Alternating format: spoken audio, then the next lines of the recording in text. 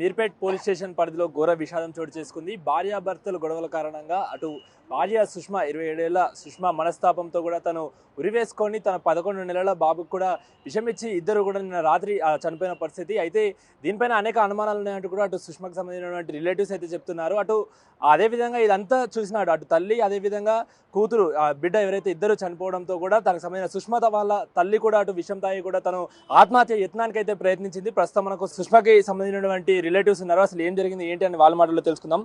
Sir చెప్పండి, మీరు చనిపోయినటువంటి సుష్మాకి ఏమవుతారు, అసలు ఏం జరిగింది?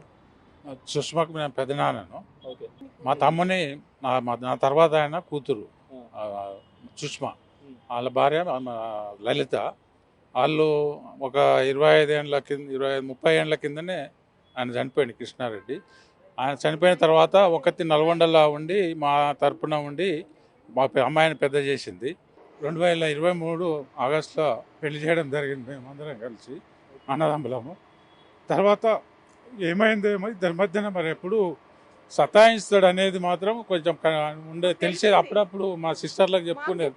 మేము ఫ్రీగా ఉంటాం, చిన్నప్పటి నుంచి మేము బాగా ఫ్రీగా ఉంటాం. మా మర్దలతోటైనా మా కోడలతోటైనా మేము ఒక రోజు పోతే కూడా ఆయన ఏమన్నాడంటే, నా ఫ్యామిలీ అంటే నువ్వు వాళ్ళమ్మ వాళ్ళ భార్యనే ఆయన ఫ్యామిలీ అంట.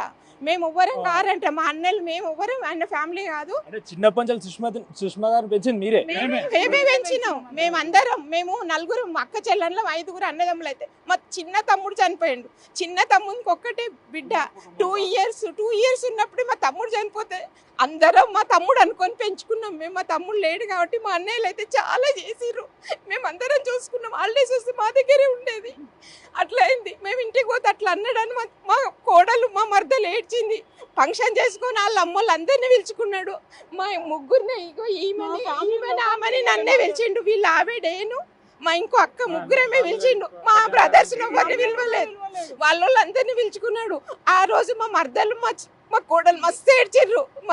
మేమే వద్దులు ఏం కాదు లేవే, ఏదో పోనీలే ఆయన అట్లా ఉన్నాడేమో అనుకున్నాం మేము. మళ్ళా ఇంట్లో బాగా ఎట్లా అంటే రొట్టె బాగాలేదని ఇసిరి కొట్టడము, ఇంకా అన్నం బాగాలేదని టార్చర్ పెట్టడము, కోలతోని ఇట్లా ఇసిరి కొట్టడము. కొట్టిందని నాకు తెలియదు కానీ ఇసిరి కొట్టడము, రొట్టె పేలము, అన్నము ఎప్పుడు ఏది బాగాలేదని చెప్పేసి ఎత్తేయడం, ఇవన్నీ చేస్తుండంటే మా మర్దలు ఏమన్నదంటే, నేను వీళ్ళ ఇంట్లో ఉన్నందుకే అట్లా చేస్తున్నాం, మేము వేరే ఇంట్లో ఉండు అని కూడా మేము చెప్పినాం. మా మర్దలు చెప్పిన అంటే ఇప్పుడు సుష్మా వాళ్ళ తండ్రి చనిపోయాక వాళ్ళ తల్లి కూడా పెళ్ళైనాక సుష్మాతో ఉంటుంది. 2 ఇయర్స్ నుంచే ఇల్లు కట్టడానికి కూడా మా తమ్ముని భూమి అమ్మి పెళ్లి చేసింది. ఇల్లు కూడా డబ్బులు మా మర్దలే కట్టింది. 50 లక్షలు ఆమె కట్టింది. కొన్ని యశ్వంత్ లోన్ తీసుకొని కట్టిండంట. ఆయన పేరు మీద రిజిస్ట్రేషన్ చేసుకున్నాడు. మాకు ఆస్తి గురించి కాదు కానీ మాకు న్యాయం కావాలి, మాకు న్యాయం కావాలి. అది అక్కడ ఉరేసుకుందనే సిచ్యువేషన్ కూడా అనుమానాస్పదంగా ఉంది. ఏంటంటే ఉరేసుకుంటే ఆ రకంగా ఒక ఫ్యాన్ ఒకటే రెక్కకు ఆ విధంగా ఒక 45-50 కేజీల మనిషి ఆగితే ఫ్యాన్ ఎట్లా ఉండాలి, వంగిపోయి ఉండాలి ఒకే రెక్కకుంటే. అది అనుమానాస్పదంగా ఉంది. ఏంటంటే చంపి తలిగించినట్టే అనిపిస్తుంది అక్కడ. ఇంకొకటి, నిన్న మార్నింగ్ మొన్న నైట్ గొడవ అయిందని చెప్పి వెళ్ళిపోయిండట. ఉదయం ఏం జరిగిందో తెలియదు.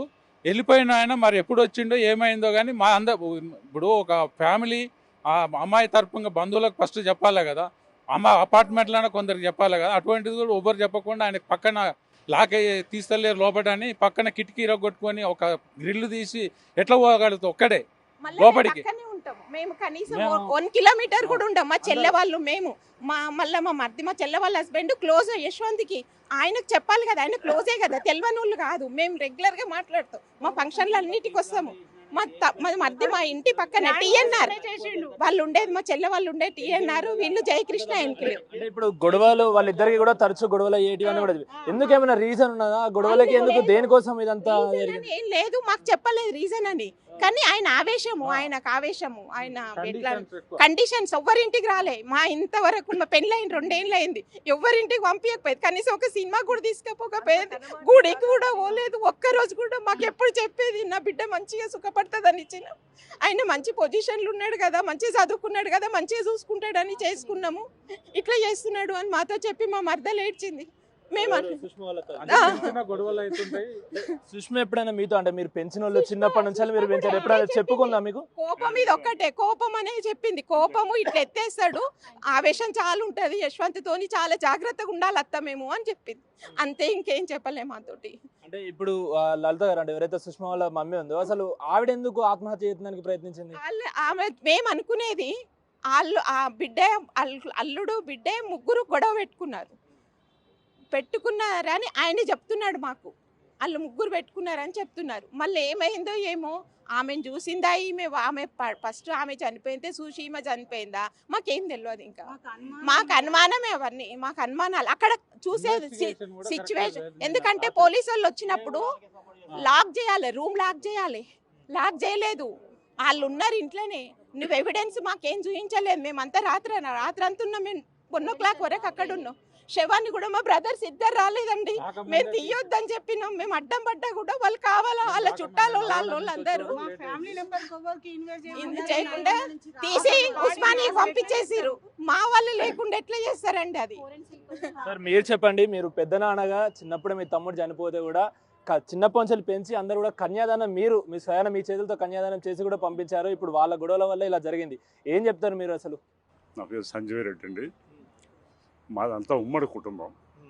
మేము 5 అన్నదమ్ములం. మా నాన్నగారు నపరొక్క 10 ఎకరాలు ఇచ్చిండు.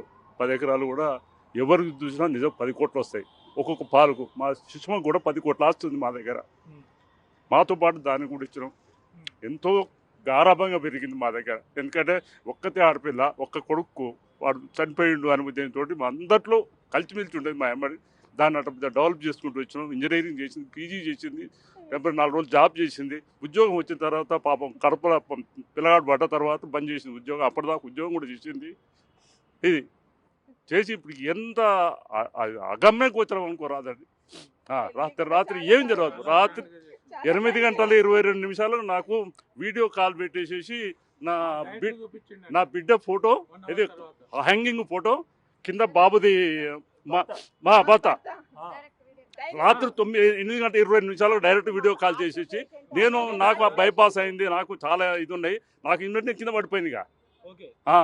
అటువంటి పరిస్థితుల్లో మా అందరు వచ్చేసి ఇచ్చేసేసి నేను రాలేకపోయాను. రాత్రి రాలేదు.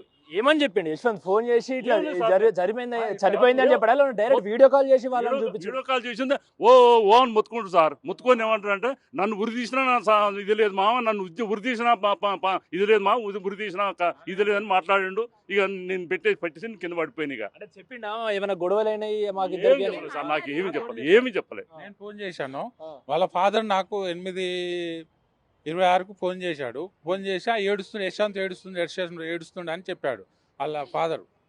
ఫోన్ చేసి చెప్తే నేను సుష్మ అంటే వాళ్ళ బాబు, చిన్న బాబు ఎప్పుడైనా హెల్త్ ఖరాబ్ అయితే హాస్పిటల్ తీసుకుపోతే ఏడుస్తారు కదా, యశ్వంత్ ఏడుస్తుండే అని చనిపోయారు అనేది ఆయన చెప్పలేదు. నాకు ప్రతాప్ రెడ్డి వాళ్ళు చెప్పలేదు. నేను మా బిడ్డకు, మా సుష్మకు ఫోన్ చేశాను, నో రిప్లై. మా మరదలకు ఫోన్ చేశాను, నో రిప్లై. అయిన తర్వాత యశ్వంత్కి చేద్దామని యశ్వంత్కి చేశాను. చేస్తే ఆయన ఏడ్చుకుంటా ఇట్లా అయ్యింది, ఇట్లా ముగ్గురు అయ్యింది, ఇట్లా హ్యాంగింగ్ చేసుకుంది సుష్మ అని, బాబు చనిపోయాడు అని చెప్పిండు. చెప్పేసి ఆయన ఏమో అర్థం కావట్లేదు, ఫోన్లో పెట్టేసిన తర్వాత ఇక మళ్ళీ ఫోన్లు వేరే వాళ్ళకి చేస్తే అందరు అప్పటికే చేరుకున్నారు. కొందరు లలిత గారిని హాస్పిటల్ ఎవరు జాయిన్ చేశారు? లలిత మాకు తెలియకనే మేము పోయేసరికే లేదు, లలిత లేదు. మేము 9 వరకు పోయినా మాకు లేదు. ఆయన అన్ని ఏమేమో చేసేసిండు. అప్పటికే పోలీసు వాళ్ళందరూ వచ్చేసిరు. మేము పోయేసరికి పోలీసు వాళ్ళు వచ్చి 8:30కు మాకు ఫోన్ చేసిండండి. నల్గొండకు అన్నయ్యకి ఫోన్ చేసిండు.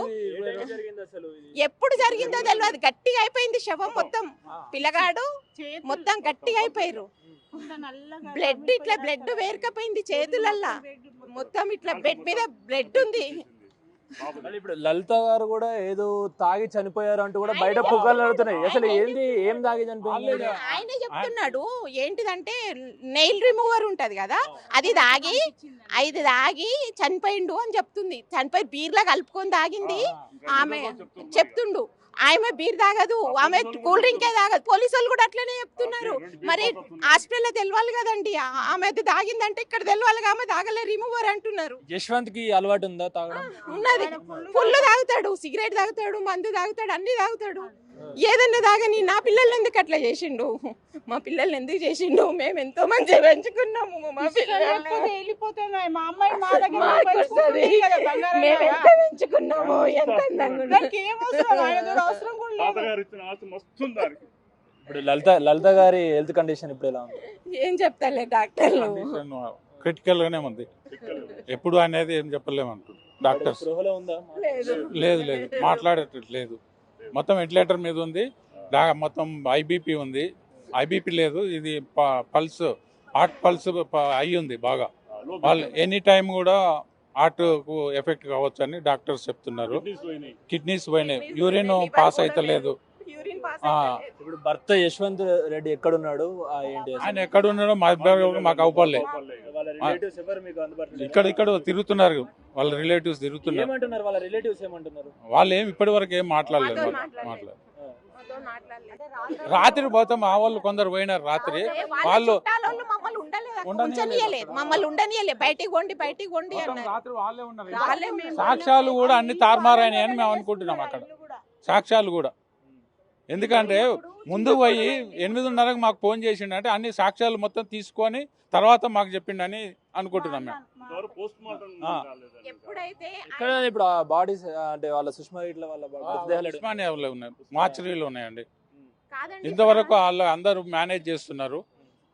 ఇప్పటి వరకు కూడా దానికి పోస్ట్ మార్టానికి ఇప్పటి వరకు కూడా వాళ్ళు సపోర్ట్ చేస్తలేరు. సరే, ఇంకొకటి ఆ అబ్బాయి ఎవరైతే యశ్వంత్ రెడ్డి ఉన్నారో వాళ్ళ రిలేటివ్స్ మాతో మాట్లాడతలేరు, వాళ్ళ కుటుంబం కూడా మాతో మాట్లాడతలేరు అంటున్నారు. మీరు గారాబంగా పెంచుకున్నారు సుష్మాని, మరి అంత్యక్రియల విషయానికి వస్తే ఎవరు చేస్తారు ఏంటి? మేమే చేస్తాం, మేము తీసుకుపోతామండి. తాత ఇచ్చిన 10 ఎకరాల ల్యాండ్ ఉంది, తనకు ప్లాట్లు ఉన్నాయి, ఆడొక ఇల్లు ఉంది సొంతం, అక్కడే చేసుకుంటామండి. ఎందుకంటే మేము వదిలిపెట్టాం, ఎందుకంటే తనకు ఉన్నది, తాతగారు ఇచ్చిన జాగ ఉంది, దానికి ఇది ఉంది కాబట్టి అక్కడ ఆ జ్ఞాపకంతో వచ్చిన మేము చేసుకుంటాం అంతే.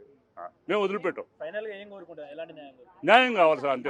ఏదైనా న్యాయం కావాలి, మా కుటుంబానికి న్యాయం కావాలి. కోడల్ని ఆస్తి మొత్తం మాకు రావాలి. ఆమె వాళ్ళ దగ్గర ఏమేమి ఉన్నాయో అన్ని ఎవిడెన్స్, అన్ని ఏమేమి ఉన్నాయో అన్ని మాకు కావాలి. నిజం తెలవాలి. నిజం తెలవాలి. ఏంటంటే ఆమె ఎట్లా ఆత్మహత్యనా హత్యనా అనేది నిజం తెలవాలండి. అది మాకు కావాల్సింది న్యాయం. అది ఏంటంటే రాత్రి కూడా నిన్న పోలీసు వాళ్ళు వచ్చి మేము వస్తున్నామని ఆపమన్నా. నేను వచ్చాను రాత్రి 10:30 11 వరకు నేను వచ్చాను. వచ్చే వరకు కూడా ఆపలేదు. మా మరదలు ఇక్కడ హాస్పిటల్ ఉందంటే వాళ్ళు తీసుకుపోయారు అంటే ఇక్కడికి వచ్చినారు, డైరెక్ట్ వచ్చి అడ్మిషన్ చేసిన. వేరే హాస్పిటల్ తీసుకుపోతే వాళ్ళు చేసుకోలేదన్నారు.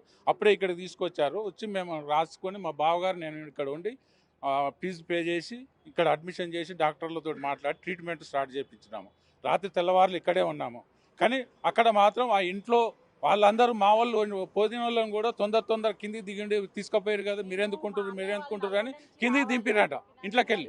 అక్కడ ఏం సాక్ష్యాలు ఉన్నాయి, ఏం మాయం చేయాలనుకున్నారో అంతకుముందే చేశారు. అవన్నీ అయితే జరిగినాయి అనేది నా ఉద్దేశం. అది నేను చూడలేదు అటువంటివి, కానీ ఉంటాయి కంపల్సరీ. అమ్మాయి సూసైడ్ చేసుకుంటే ఏదో రాసి పెడుతుంది కంపల్సరీ, అటువంటివి కూడా లేదు ఆడ. ఆ పోలీసు వాళ్ళు కూడా ఒక పోలీసు వాళ్ళు అంత అనుమానాస్పదంగా హ్యాంగింగ్ చేసుకుంటే పోలీసు వాళ్ళు సీల్ చేయాలి హౌస్ను, లేకపోతే ఆ రూమ్ అనే సీజ్ చేయాలి. అటువంటిది కూడా జరగలేదు అక్కడ. అందరు వాళ్ళు రాత్రి వాళ్ళ పేరెంట్స్ అందరూ అదే ఇంట్లో పండుకున్నారంట. అందరూ చుట్టాలు ఇప్పుడు కూడా అక్కడే ఉన్నారు. అది అటువంటి అప్పుడు పోలీసు వాళ్ళు సీజ్ చేసిపోవాలి కదా ఆ ఇంటిని, బయటికి వెళ్ళగొట్టి. మమ్మల్ని ఎలగొట్టారు, వాళ్ళందరూ ఇంట్లోనే ఉన్నారు. ఒకటి సార్ ఏంటంటే ముఖ్యంగా మా బిడ్డ ఏ పరిస్థితులు కూడా సూసైడ్ చేసే అంత తీసుకునే అంత పిరికిది కాదు సార్. చాలా ధైర్యవంతులు, ఎంతమందిని ఎదిరిస్తుంది అంత ధైర్యం ఉండే సార్. నేను ఎట్లా సూసైడ్ చేసుకుంటే ఎట్లా నమ్ముతాం మేము? వింటున్నారు కదా, ఏదైతే తమ బిడ్డ సుష్మా ఏదైతే ఉంటున్నారో తను సూసైడ్ చేసుకునే అవసరం తనకి లేదు, తను చాలా ధైర్యవంతురాలు. తన మృతిపై మాకు అనేక అనుమానాలు ఉన్నాయంటూ కూడా అటు సుష్మాకు సంబంధించినటువంటి బంధువులు చెప్తున్నారు. ఎందుకంటే తండ్రి చనిపోయినా కూడా వాళ్ళ రిలేటివ్స్ అందరూ కూడా ఎంతో గారాబంగా పెంచుకొని కన్యాదానం చేసి పెళ్లి చేసిన తర్వాత చిన్న గొడవల వల్ల ఇంత స్థాయికి అంటే చనిపోయే వరకు వస్తుందని కూడా మేము కూడా అనుకోలేదు. తన మృతిపైన మాకు అనేక అనుమానాలు ఉన్నాయి, ఖచ్చితంగా దీనిపైన సరైన దర్యాప్తు చేయాలి, మాకు న్యాయం చేయాలంటూ కూడా అటు సుష్మాకు సంబంధించిన రిలేటివ్స్ కోరుతున్న పరిస్థితి కనిపిస్తుంది. ఇప్పుడు చైతన్యతో అక్కడ టీవీ, హైదరాబాద్.